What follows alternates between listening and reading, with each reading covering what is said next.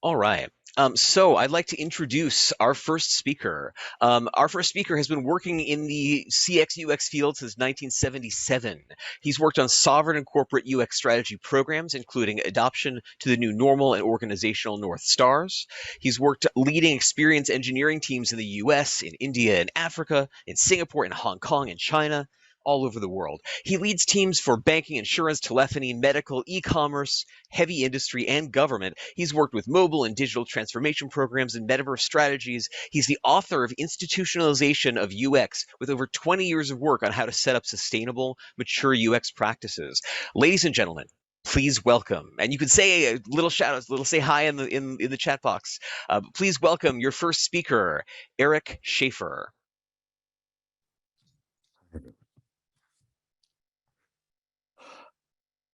So I'm delighted to see another session, and we're going to keep these going. And I wanted to take time today to talk about the world, where it's going, and what we can do as a field to make it better, to make the world better. We're in this turbulent, crazy time, right? We've had this pandemic and it's not over, and we're still struggling with that. The geopolitical stuff is just over the top, and it's, yeah, we all know the Ukraine thing, but it's lots of places. We have someone from Sri Lanka on, and the US is, oh my goodness.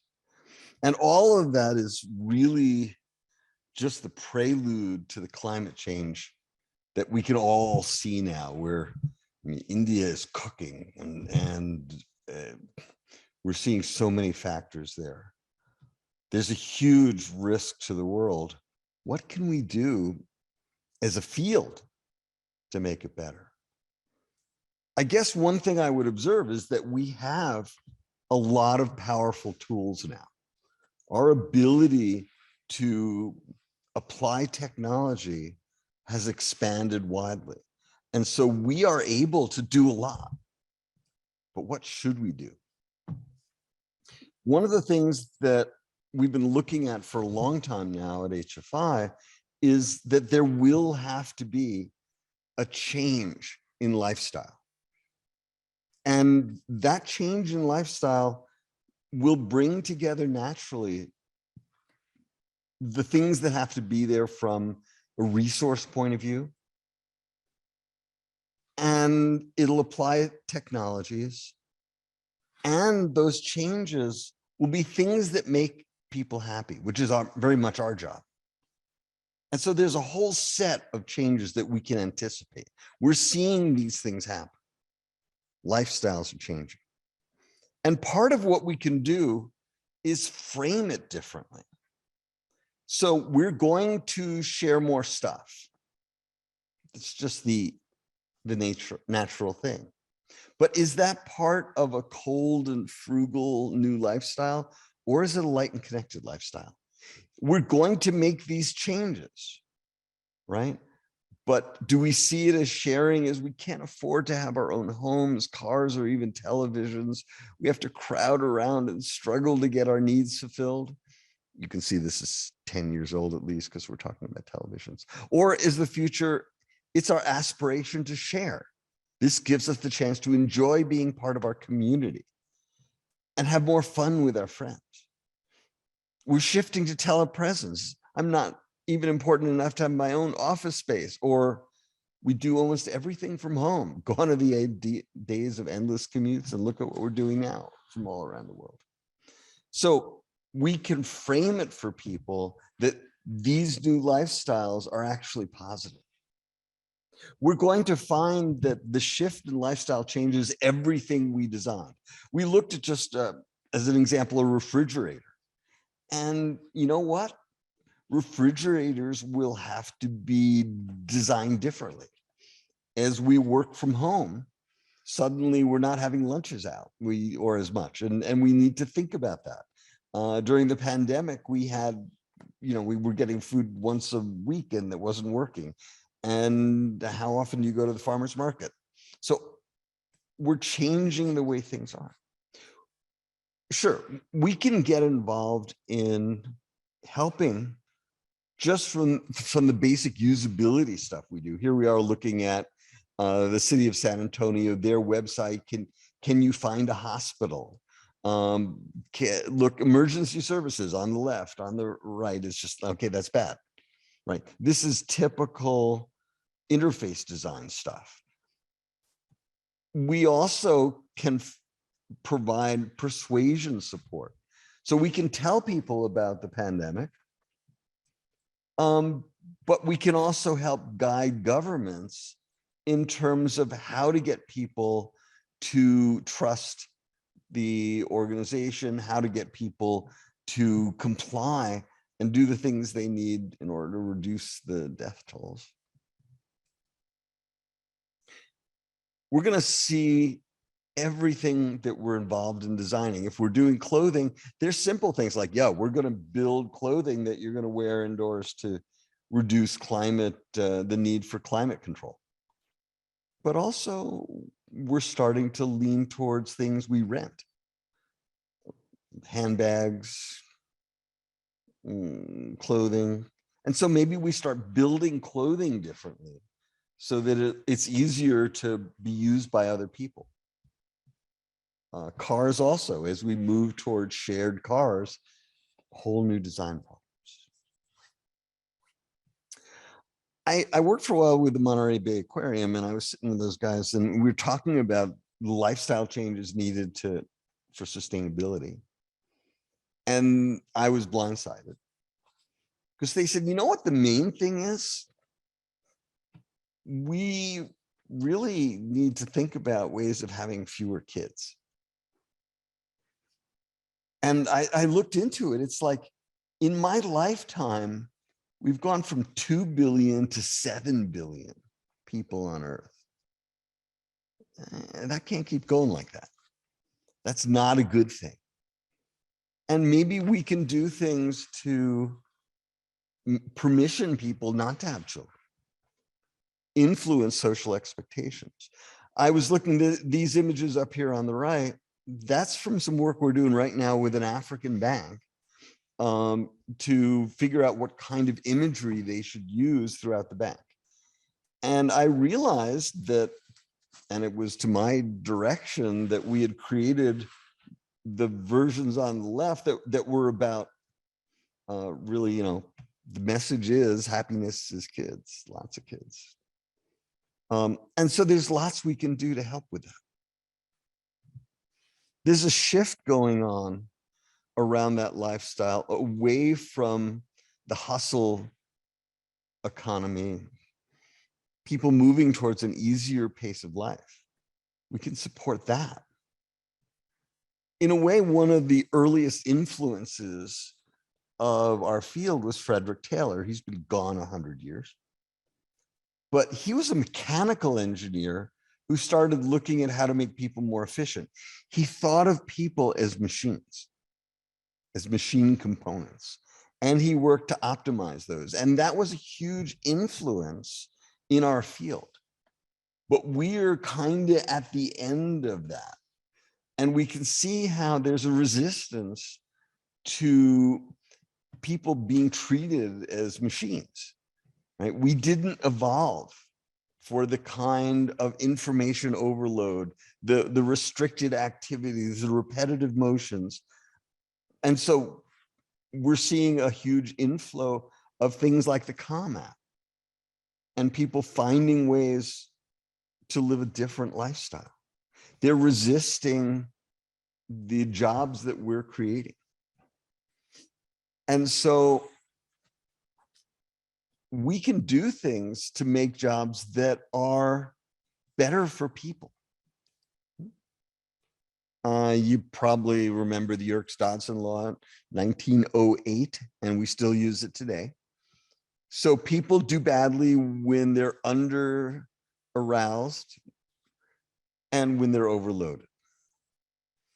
So we did one program where we looked at how we can take mundane jobs and bring them more to that optimal range where they're not overloading, but they're also not dead boring. And we came up with ideas like, if I'm cleaning a room, and this is idea 10 of about 28, I think. But could I have an augmented reality display where I can have a game built in, and I can collect evidence, and I can have an excitement overlay on something that's kind of mundane? Or we build these huge trucks and worry about, how we make the truck easy to use, and so there's less training and all of that. But this little tiny Harley Davidson, that feels really powerful to drive. I have one like that. It's really fun. Why wouldn't we try to build the machines we use at work to be fun and feel powerful to drive? We can do things like that. So we can shape the lifestyles. We can build jobs that are more appropriate to human beings, more fun. Paul and I were talking with Mark Prensky. Mark is the guy who came up with the idea, the word digital native. And he was thinking about what the future is. And right now we're thinking, the future is kind of scary, but we can adapt to it. We can make it a good thing. We can make it a better thing. We can use technology. And his main idea right now is that in the future, our lives are going to be about being empowered. Our education is going to be about empowering kids. Our education has been before, okay, I want to make a factory worker, teach them to sit in one place, teach them to follow instructions, give them a limited amount of understanding and skills.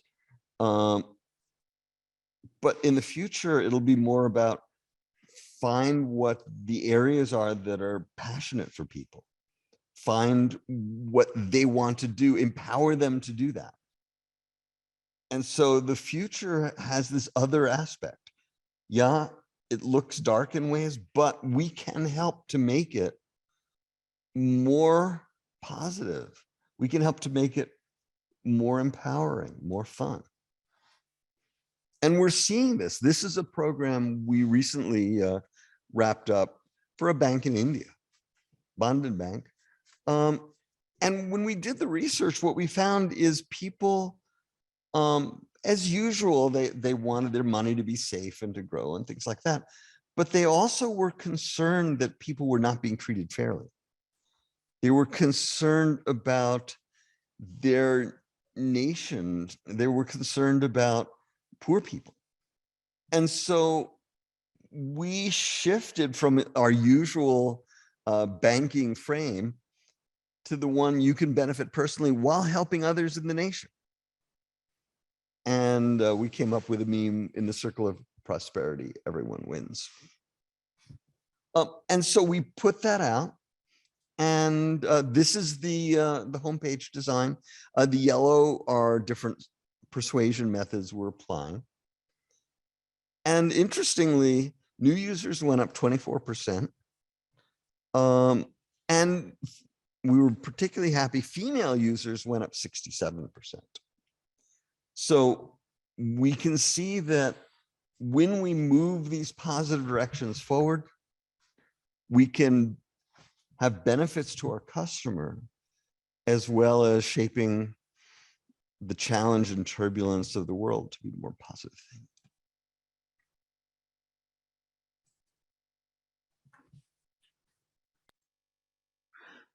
Thank you. All right, so Q&A time. So guys, if you have questions, please put them in the question box. Do not put them in the chat box. And if you see a question that you like, then please upvote it so that we. Oh, sorry, someone's asking about the schedule, so I'll just share that real quick now while we're talking. Although that won't be as interesting for those of you watching the recording later. But yeah, so I'll be sharing this schedule periodically, especially during the breaks. I'll be sharing this. Something like this should have gone out by email, but yeah, this is what the schedule looks like. If you want, you can grab a screenshot now while I'm showing this. This also gives everyone a chance to put questions into the Q&A box. We have 12 minutes for questions now. Yeah, so put those in the Q&A box.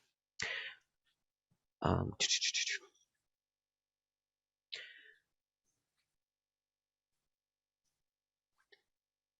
a little bit of time. And since we don't have any questions coming in rapidly, I will say that if you want to get a little off topic and throw curveballs at Eric, he usually loves those. So I think that would be fine. Let's see. All right, here. So let me do this. Oh, here we go. Here's a question. So, Eric, when getting investment in this way of thinking that you're talking about, what's one of the largest challenges you see with getting that investment? That's a great question. In that, in some ways, companies are used to thinking in a very narrow way. It's like, okay, I want to make money off of this car. And so what can I do to do that? Well, I'm going to make sure the car doesn't last too long, because a car that lasts a long time, I don't get to sell another one. And that may be true. It's certainly been true of devices and things like that. They're built so you can't change the battery, all of that. But one of the things we would do as an example is we would say, there's an opportunity to start building heirloom products. We can build a car which will last generations. And yes, you might change out components of it, but what would happen if we did that? That might be a competitive position in the market, which would be really differentiated. So when we see the opportunity to move to another generation, that adaptation is something that we can flag and we can guide companies to proceed with. So yes, companies can be a bit conventional, but look at the example of Bond and Back. They're making serious money off of a view which is really about sharing prosperity and not just selfishness. So I think there's a shift going on in what people care about, and the companies that can see that, I think those are the ones that'll succeed. That's great. Right. Let's see. I'll look at the next one. And by the way, it just puts them in the sequential order for me until you guys start upvoting them. So take a look at the questions and see if any of them are ones you want to prioritize. Here. So the next one we have. How will the changes you're describing today affect successful institutionalization of UX in the organizations?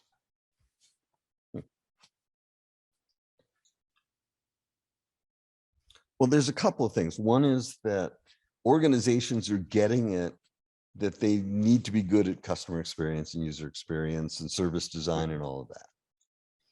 And that is a huge trend going on. But then that organization has to get good at driving into the future. So when we design, a simple app or something like that, we can go out and see what people do, test them, and we make an app that works for now. But when we start doing strategic UX work, suddenly we're looking at stuff that has to go out 8 years, 10 years. We're guiding the company in terms of its positioning, in terms of its product lines, in terms of the way that it creates relationships with customers. So that capability needs to be part of the institutionalization, not just, oh, we're painting screens. So Noah, I created a really cool ladder that says that in our careers, we have this ladder that goes, okay, maybe I can just do usability testing or detailed design on screen painting, up to doing persuasion engineering, innovation, strategy, and bigger things. And so institutionalizing is important. We have one program we're delivering. I'll be out for an hour this afternoon because we're delivering part of it this afternoon, is a very large organization, a couple hundred UX people. But one of the key things is they have to move up. They're being placed in a position of being screen painters, and that gives a tiny value, and that's not sufficient for companies to thrive. So institutionalization important. And those institutionalized groups need to look forward and help companies adapt and thrive in this new normal. Awesome. All right, next question. Let's see. And I hadn't properly sorted them by most upvotes before, so now I can do this right. All right, so Andre asks, what advice can you give to someone who's starting in UX and doesn't have the power to show this to entrepreneurs who want things their way, as they've always done? He's talking about that they are wanting to sell more and faster, and they don't worry about change in behavior and long-lasting impact. So basically talking to entrepreneurs who are short-sighted and wanting to share this more long-term kind of vision with those folks when you're new in UX. Yeah, well, whether you're new or old, it can be difficult to get people to think strategically, and you may not be able to do that in the short run. But we can drive them to particularly entrepreneurial environments to success. I have a magic question you should ask. You go like, why will one of your customers turn to somebody else and say, you just got to use those guys, try them out? Because what? And whether you're a huge bank or you're a startup doing a new app, there should be an answer to that. And if there's no answer, you're in trouble. The kind of things we've talked about today are some of the things that can make the answer to that. So when you're at the table, sit down and go, why does one of your customers recommend you to another customer? And if they say it's a function, your competitors can do that. If they say it's a price or a reward, your competitors can do that. And if they say, oh, it's going to be fast and easy, you go, yeah, we'll help with that, but everybody's doing that.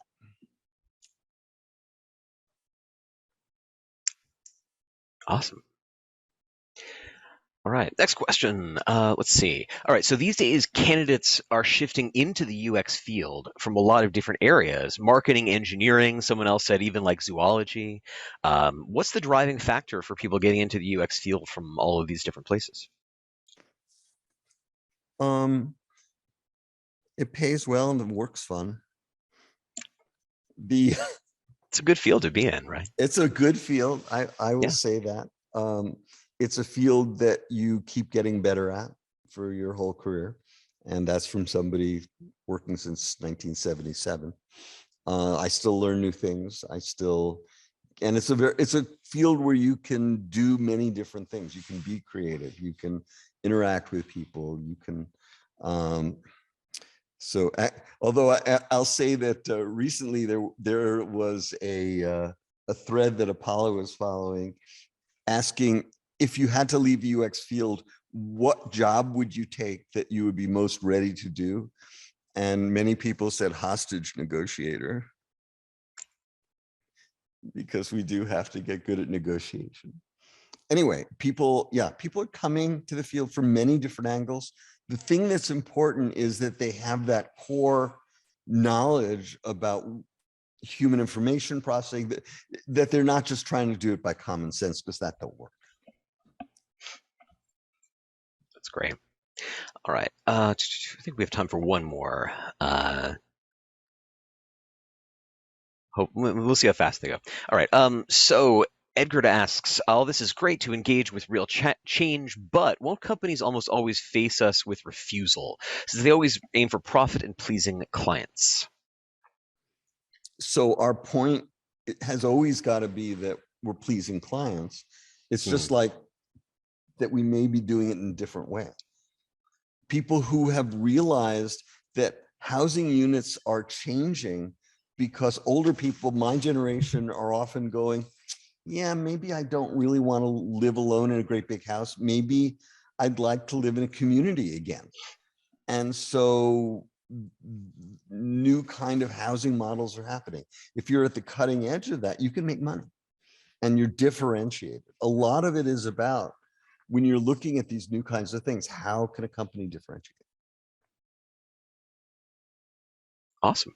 Well, maybe time for one more since this one had 2 upvotes. Lisa asks, how does the aging workforce and new young learners impact our UX efforts? So the combination of both the aging workforce and new young people.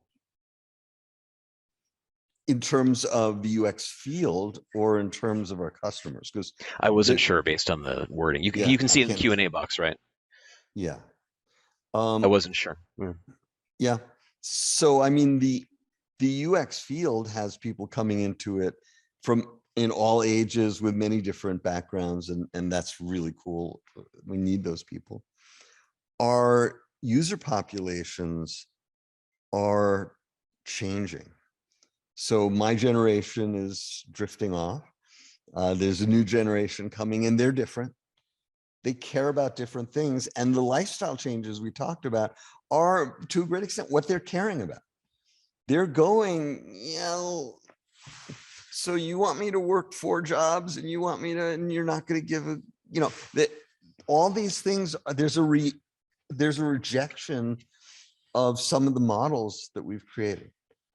A lot of the turbulence going on in society is not just the pressure of climate change, which creates huge pressure, but is also the reevaluation of many of the models of the assumptions we've got in society. And I'm proud to see the next generation taking a hard look at some of the things that we thought were okay. Awesome. All right. Thank you so much, Eric. This is fantastic. We'll go into the next speaker now. All right. Stopping that